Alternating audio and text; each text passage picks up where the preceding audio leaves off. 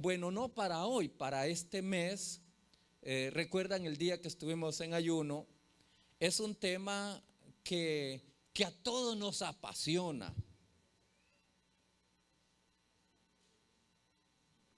Es el dinero. ¿Verdad que a todos nos apasiona? Solo que a veces bien y a veces mal. Recuerdo una vez que mencioné aquí, fue una ilustración cómica que vi. A un señor lo iban a bautizar. Y por lo general, cuando una persona va a bautizarse, por lo general decimos que va a renunciar al mundo para consagrar su vida a Cristo.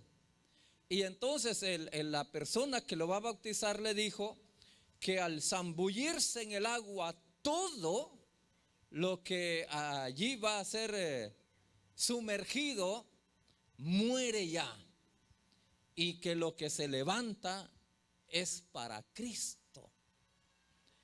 Entonces, en el momento que le zambulleron, esta persona rápido sacó su cartera y se hundió todo su cuerpo menos la carterita. Esa no se bautizó, no se consagró, no. Y una de las formas, no es la única, una de las formas para medir la relación de una persona con Cristo o su compromiso con Él es mencionar el tema del dinero. Esa es una de las formas para mencionar. Y yo no voy a hablar de diezmo, no, ¿verdad? Así que tranquilos. En algún momento que se mencione, voy a preferir que lo haga un miembro de la iglesia. De hecho, una persona que lo hace, que lo cumple, que lo vive. De hecho, a mí no me afecta para nada cuando la gente dice que el diezmo se lo comen los pastores. No me afecta para nada, porque todos comemos algo de algo. Mire, los cantineros comen del bolo. ¿Sí? A los de la Toyota le pagan del dinero de los carros que la gente compra. Los médicos les pagan del dinero de los enfermos. Los empleados del gobierno, del Estado, también ellos viven del dinero de los impuestos y todo. Entonces, de algo vive alguien. Ahora, lo que sí debe hacer como sentir vergüenza, si es que lo tiene, a alguien que come producto robado, que no es lícito, que lo fue a cobrar. Yo pienso que alguien debería sentir quizás remordimiento en su conciencia si va a cobrar algún cheque y no trabajó. Sería incorrecto. Ahora, el dinero no es bueno ni es malo. Estaba escuchando hoy en la mañana en el canal la predicación de Dante Gebel. Dice que la música no es ni cristiana ni mundana. El dinero no es bueno ni es malo. El dinero simplemente es un medio que nosotros utilizamos para comprar para nuestras necesidades. Hace algunos años el dinero no se llamaba dinero, tenía otro nombre. Ahora le llamamos dinero. No sé dentro de algún tiempo si todavía se le va a llamar dinero. Quizás los expertos en finanzas pueden hablarnos de ello. Pero hace algún tiempo algunas semillas nos enseñan que la semilla de cacao, eso era dinero, tenía un valor monetario y con eso la gente podía hacer trueques, podía hacer cambios. Pero con el paso del tiempo surgió un metal al cual se le hacían figuras, y entonces esa figura tiene un valor, el valor que nosotros le asignamos. Después, en vez del metal, un papel. Y es curioso que el mismo papel dice un lempira y tiene figuras, tiene símbolos y vale un lempira. Pero hay otro papel de la misma medida. La diferencia es que tiene otro color, tiene otras figuras, tiene otras señales, y en vez de un lempira, o sea, en vez de un número uno, tiene uno de 500, y entonces vale 500 lempiras. Pero otro papel, igual de tamaño quizá o casi, pero es papel, tiene otras figuras y tiene los mismos números, solo que el signo de atrás, en vez de ser una L, es un signo como S con unas rayas. Y entonces, aunque tenga un 1, sabemos que vale más de 22 lempiras. Ahora, ¿quién da ese valor? Lo da el ser humano. El ser humano es el que decide que eso vale. Ahora, a nosotros nos sirve mucho. Si a mí viene una persona y me regala 100 lempiras, yo me alegro. Pero si viene otra persona y me regala $100, me alegro más. Sí. Ahora, ¿por qué? Porque me sirve más. Entonces, el dinero no es malo. Tener dinero no es malo. Querer tener dinero o más de lo que tiene tampoco es malo. El problema es cómo lo quiere obtener. Allí sí vale la pena pensar. Luego, ¿para qué lo necesita? Y creo que allí donde muchas personas no tienen una respuesta correcta, apropiada. ¿Para qué? Los que somos padres, cuando nuestros hijos nos piden dinero, creo que la mayoría le preguntamos ¿para qué? Y dependiendo la respuesta que nos da el niño, ¿le damos o no le damos? ¿Verdad que sí? Así lo hacemos. Al menos yo todavía no les he dado dinero para que compren de esos cohetes de la Navidad, porque yo sé que posiblemente luego tendré que ir con ellas al hospital por mi culpa. Ahora, entonces, el dinero, repito, no es malo ni es bueno. Ahora bien, la Biblia sí nos pone muchas veces a decidir si Dios o el dinero, porque para el ser humano le cuesta mucho decidir cuando ya lo tiene. Dios permite que nosotros tengamos dinero, pero el dueño de la riqueza es Dios. ¿Por qué no dije el dueño del dinero? Porque el dinero pierde valor, pero la riqueza sí no pierde valor. La riqueza siempre es riqueza. Ahora bien, vamos entonces a aprender en estos ratos que tenemos cuál es la función de Dios en cuanto a las riquezas que hay en este mundo. Dios es partícipe, Dios es el creador de las riquezas. Y de hecho, cuando hablamos de riqueza, no específicamente dinero, sino que hay una riqueza más allá de lo que nosotros vemos, o al menos de lo que nosotros somos conscientes. Hay algunas personas que se quejan en la vida porque dicen que son pobres. El problema es que no se han dado cuenta la riqueza que tienen. ¿Hasta cuándo nos comenzamos a dar cuenta? Cuando fuimos al médico, el médico nos hace un examen y nos dice: no sirven tus riñones. Y existe una posibilidad, pero ya desde ese momento uno cree más en la muerte que en la vida. ¿Y cuánto va a costar?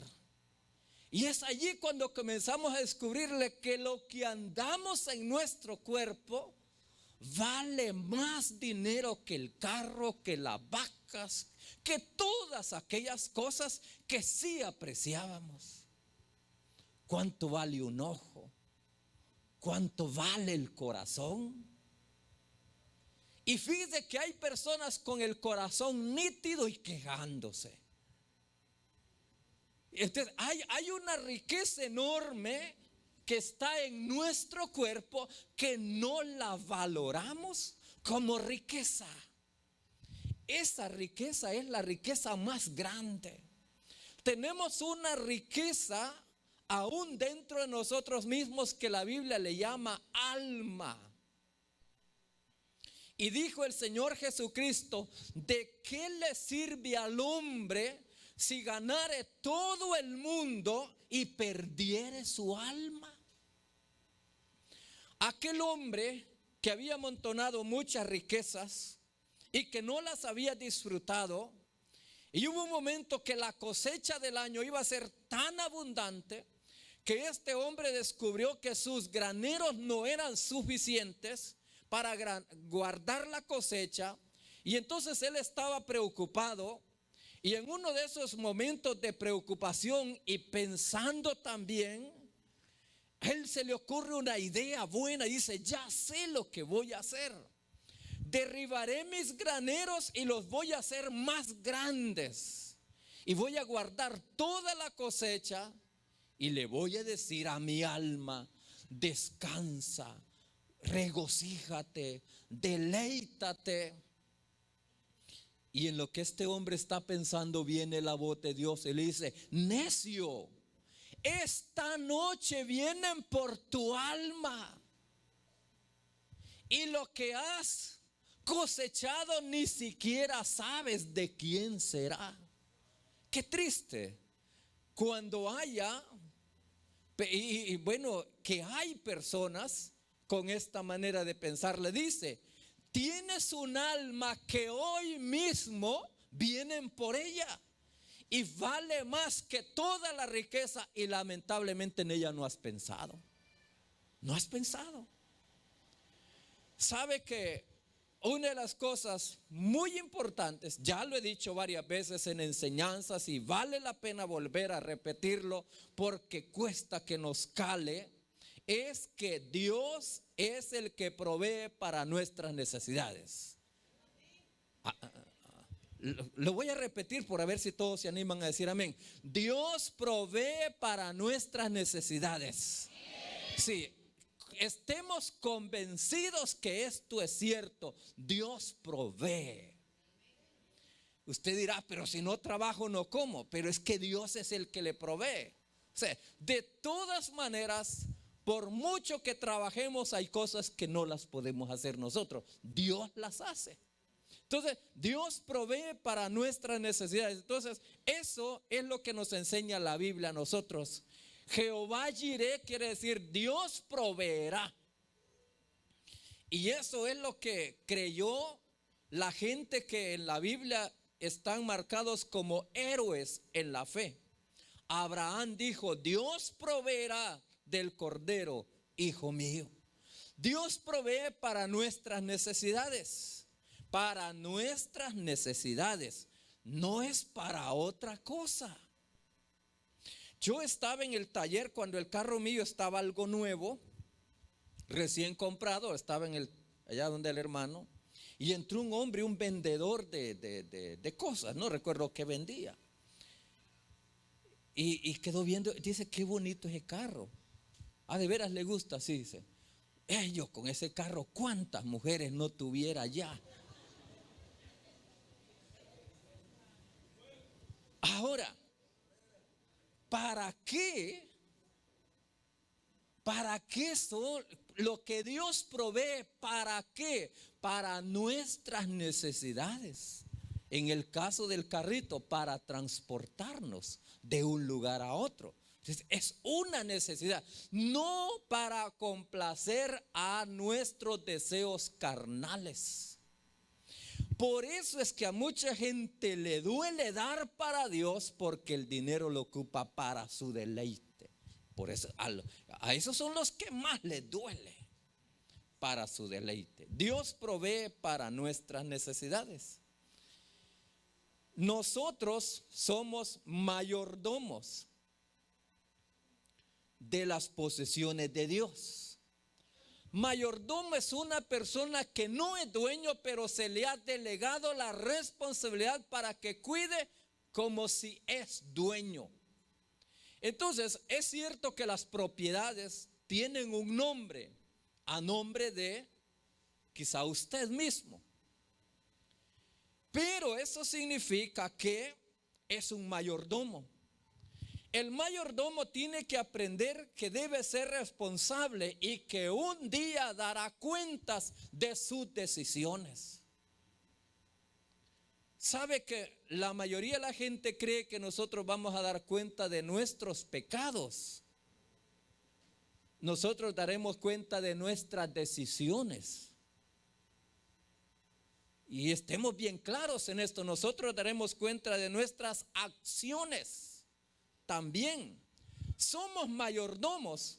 A Dios no le interesa el dinero, pero le interesa nuestra reacción en cuanto al dinero. Ustedes conocen la historia de aquel hombre en la Biblia que se acercó a Jesús y le dice, Señor, le dice, ¿qué debo hacer o qué bien debo hacer para heredar la vida eterna? O sea, vivo también en esta tierra, pero también quiero vivir bien. Quiero tener vida eterna. Había un buen deseo en este hombre. Jesús le dice, bueno, comencemos con los mandamientos. Y se los dijo, y aquel hombre dice, bueno, aquí ando bien, los he guardado todos desde mi juventud. Es decir, era un hombre que andaba bien. O sea, no era un hombre de perdido, de los que uno cree que van a la condenación directamente. Es alguien que aparentemente anda bien. Y le dice, todo esto lo he guardado. Jesús le dice, está bien, excelente. Ahora te hace falta algo más. ¿Y por qué Jesús lo dijo? Porque Él conoce el corazón de las personas. Mira, vende todo lo que tienes, dáselo a los pobres y luego sígueme. Eso es todo lo que te hace falta. Se fue triste, dice la Biblia. Y como dice la hermana, dio la vuelta y se fue. Miren, ni vendió las posesiones, ni se las dio a los pobres, ni siguió a Jesús. Como queriendo decir, si de eso se trata, había un señor empresario que estaba yendo un grupo a evangelizarlo. Y estos evangelizadores eran muy metodistas, iban tema por tema, presentándole el plan de salvación a este señor. Y este hombre encantado porque todo iba bien. Se le ofrecía el cielo, se le ofrecía la vida eterna, Dios le ofrecía un amor incondicional y todo. Y qué bueno, qué bueno. Pero estas personas en su plan de evangelismo le presentaron que había que entregarle su vida a Cristo, que había que esto y que había que entregarle todas sus posesiones al Señor. Aquel hombre dice, y tan bien que íbamos. Y hasta allí llegó. Les pidió que no volvieran. Porque nos cuesta entender que somos mayordomos. Nosotros no somos dueños.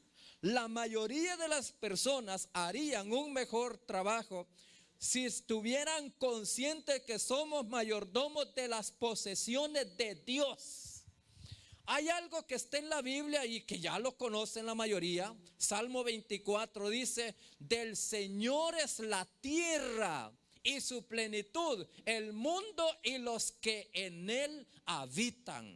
O sea, Dios es el dueño de toda la tierra, dueño dice hasta de nosotros. Por lo tanto, el descuido, la mala mayordomía, todo ese daño ambiental que nosotros hacemos es parte de la mala mayordomía. Y es allí donde algunas personas creen. ¿Y cree que me vaya para el infierno por si tiro la bolsa de basura a la calle? De lo que sí le puedo asegurar es que Dios le va a pedir cuentas, porque Dios es el dueño de la tierra. Dios es el dueño de la tierra. Dios es el dueño de la tierra. Porque dice la Biblia que del Señor es la tierra y también los que en él habitan. Somos mayordomos. En la fidelidad Dios nos bendice. Saben que las personas, todos, no hay alguien que no quiere que Dios lo bendiga, ¿verdad que sí? Todos queremos que Dios nos bendiga. Pero la Biblia condiciona las bendiciones. Las bendiciones en la Biblia, saben que Dios quiere bendecir a todas las personas, a todas las naciones, pero Dios demanda obediencia. Allá en el libro de Deuteronomio, no recuerdo exactamente los capítulos, pero hay 2 capítulos. Uno de ellos dice bendiciones por la obediencia, y el otro capítulo dice maldiciones por la desobediencia. Y ahí están los 2 capítulos en la Biblia disponibles para el pueblo de Dios. Como que dice, miren, aquí está un paquete y aquí está el otro. Estas son las bendiciones por la obediencia y estas son las maldiciones por la desobediencia. Al final, entonces, el ser humano decide. Entonces, Dios bendice ¿qué? Dios bendice la fidelidad. La fidelidad es la que Dios bendice. Hay personas que creen que solo porque le dijimos Dios lo bendiga ya está hecho el trato. No, no se confíe. Ese es un buen deseo de la persona que quiere que Dios le bendiga, pero solo porque se lo dijeron no significa que ya estuvo. No, la fidelidad la bendice Dios, la fidelidad. Por lo tanto, hay que ser fieles en todo.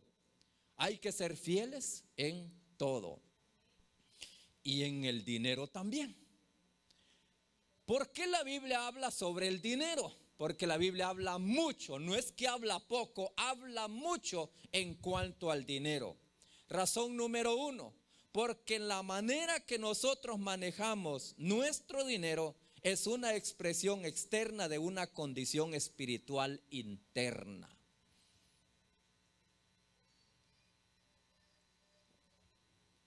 La primera vez que yo di un diezmo no sabía qué es diezmo, ni cómo se da, ni a quién se le da.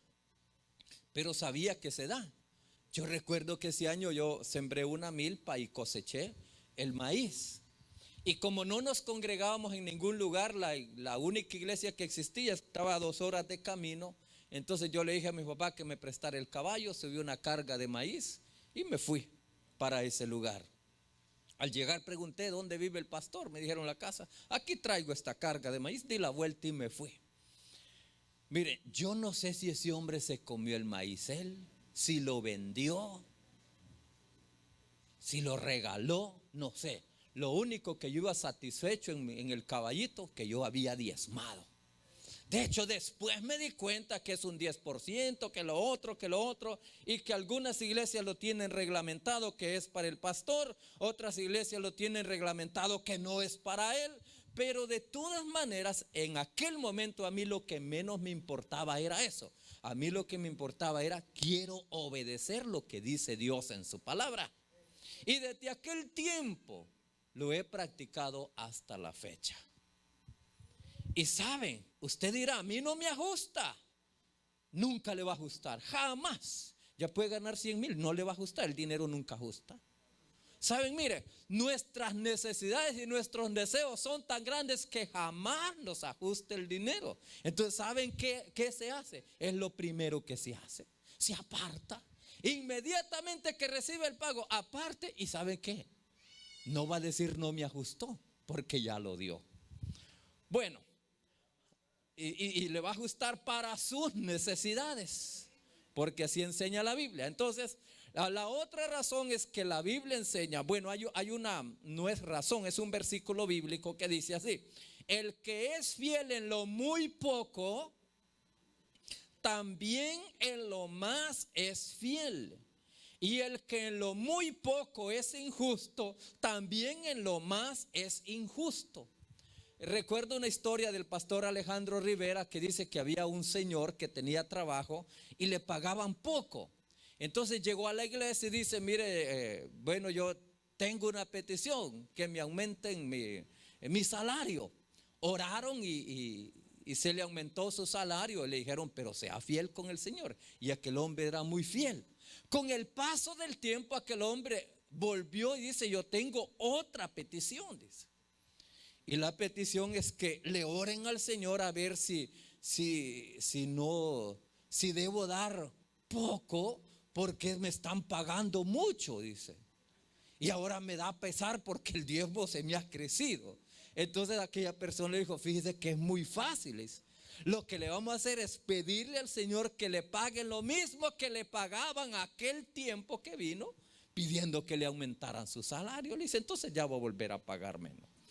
Mire, la demostración bíblica es que la persona que es fiel en lo poco que tiene, es fiel en lo mucho. Y el que es infiel en lo mucho, en lo tampoco. Entonces mire lo que dice la Biblia, tampoco, como que dice, no les creo, tampoco lo va a hacer.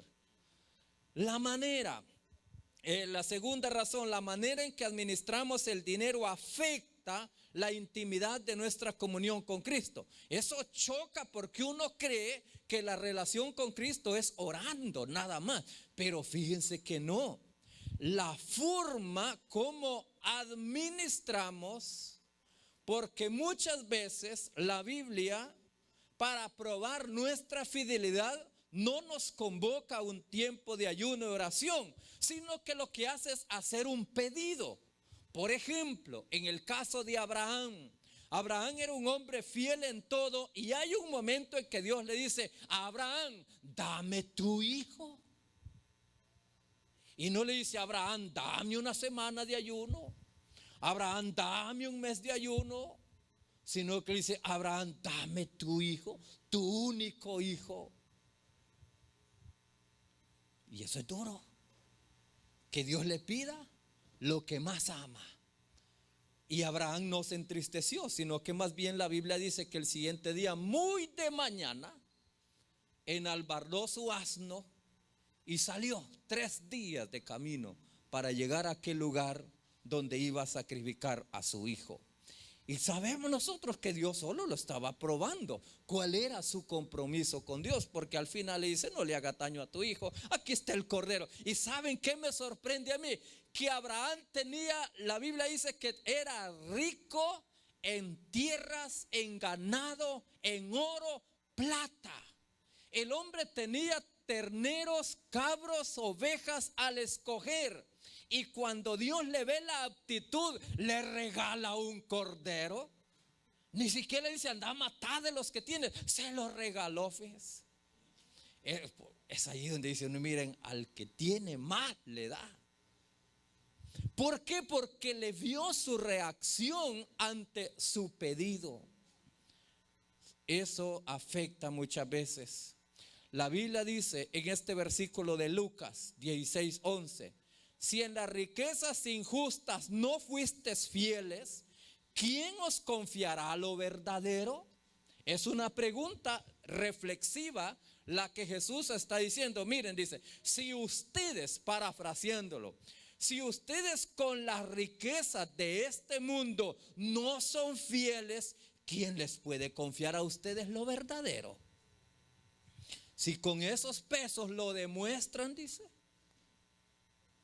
Si con esos lempiras devaluadas demuestran que son injustos, dice, ¿quién les puede confiar la verdadera riqueza?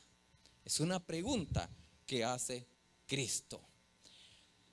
Una relación más íntima con Cristo es lo verdadero en la vida. Usted dirá, pero en realidad, ¿qué es lo que Dios quiere? Lo que Dios quiere es que nosotros aprendamos que para nosotros lo que vale es una relación íntima con Cristo. ¿Sabe que la Biblia dice que Dios es celoso? Condena a los celosos, pero Él es celoso. ¿Y cuál es el celo de Dios? Que la adoración la quiere solo para Él. La fidelidad solo para Él. Por Él dice, no hay otro Dios. Más o menos como cuando algunas mujeres dicen, aquí solo hay una mujer. O como cuando el hombre dice, aquí solo hay uno que se pone los pantalones. Aunque hoy se lo ponen más. Pero lo que Dios dice es, Dios solo hay uno, le dice. Y si me van a adorar, solo es a mí. Soy celoso. Soy celoso. Si va a haber una relación con Dios, solo es conmigo. Y si van a tener fidelidad y compromiso, entrega, convicción, lealtad, solo con Dios. Entonces, cuando Dios comienza a ver que la lealtad con Él comienza a negociarse, entonces dice Dios, esta persona no es fiel. Yo recuerdo el caso de un señor que él dice que el jefe le dice, alistate que mañana vamos a ir a ver un trabajo. Y le dice, un momento, le dice, mañana yo tengo compromiso en la iglesia.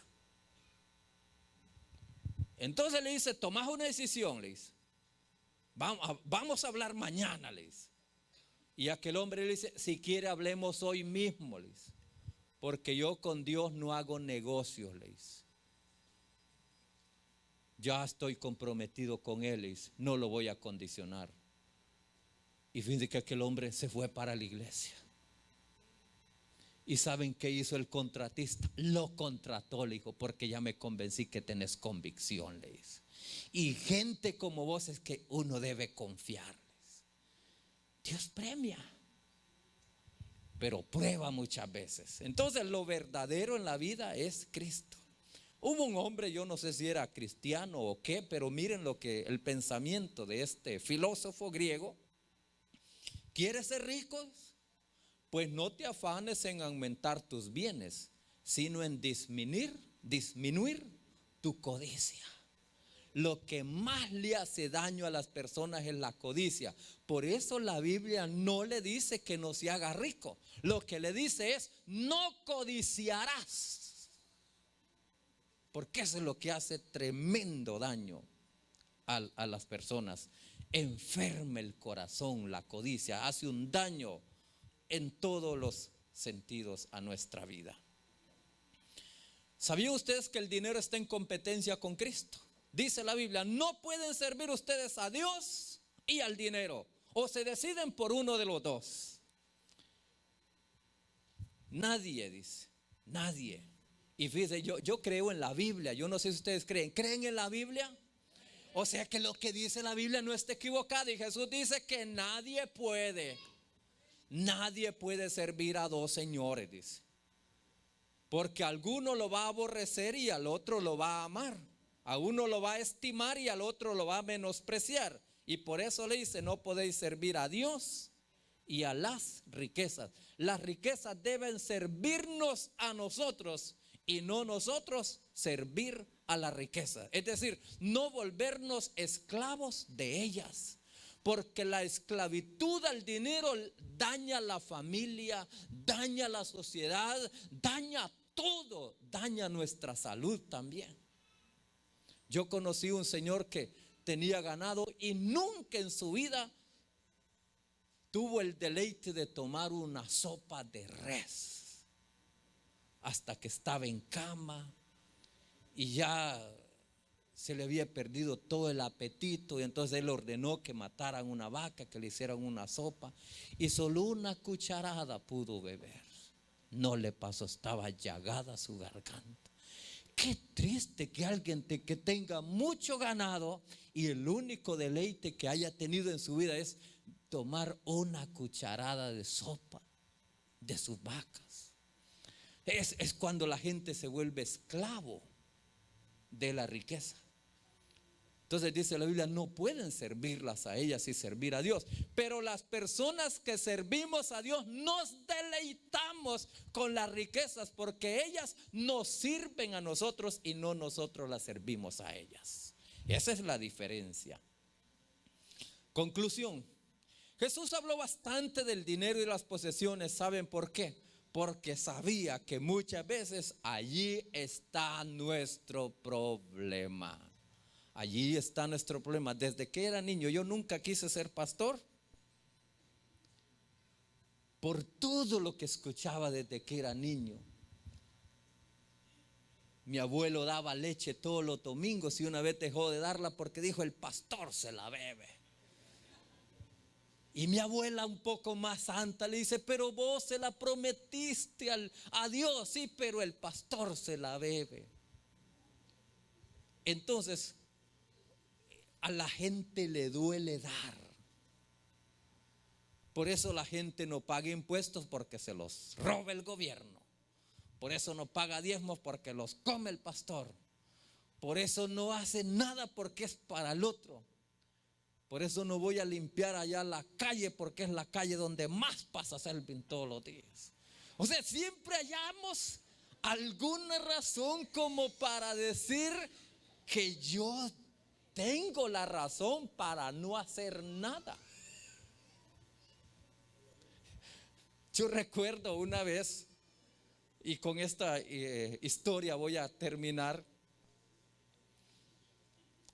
Nosotros hicimos una campaña evangelística al aire libre y en esa campaña hubo convertidos y hubo un muchacho que desde el día que se convirtió, el siguiente día dice: pastor, dice, ¿qué puedo hacer?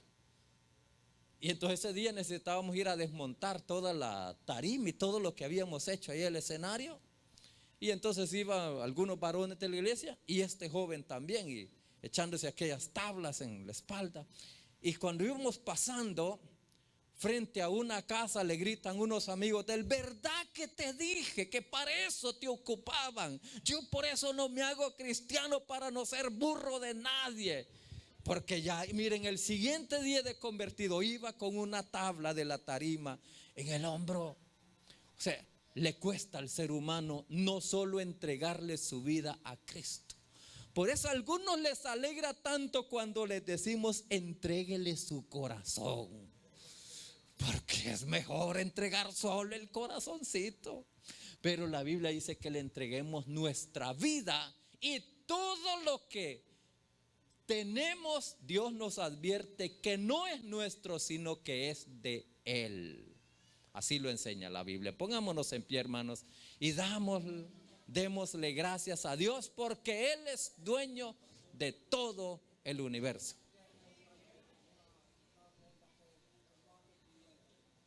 Sí, ya, ahorita vamos a orar. Sí. Padre, en el nombre de Jesús, a ti la honra, a ti la gloria y a ti la alabanza, Señor. Padre, en el nombre de Jesús te damos gracias, porque tú en esta tierra has puesto a nuestra disposición todas las riquezas de este mundo. Pero nos has advertido que no son nuestras, que tú eres el dueño. Perdónanos, Dios, que hemos creído esta mentira que nosotros somos los dueños. Hemos creído que somos los dueños, pero no es así. Nosotros no somos dueños de nada. La Biblia nos dice que ni de nuestra vida somos dueños. Dios es el dueño de todo.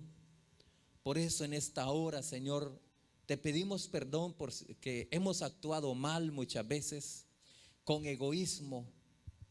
Pero en el nombre de Jesús oramos, Señor, que cada día nos hagas comprender que tú eres el dueño de todo el universo y que nosotros somos responsables de la administración mientras estamos en esta tierra. Ayúdanos a ser fieles mayordomos con aquello que tú nos has dado. Ayúdanos, Dios, a ser fieles administradores. Algunos tienen mucho, otros poco, pero todos tenemos algo, Señor, que debemos cuidar, que debemos administrar con responsabilidad. Ayúdanos, Dios, a hacerlo bien para la gloria tuya. Lo pedimos en el nombre de Jesús. Amén. Amén. Bueno, que Dios...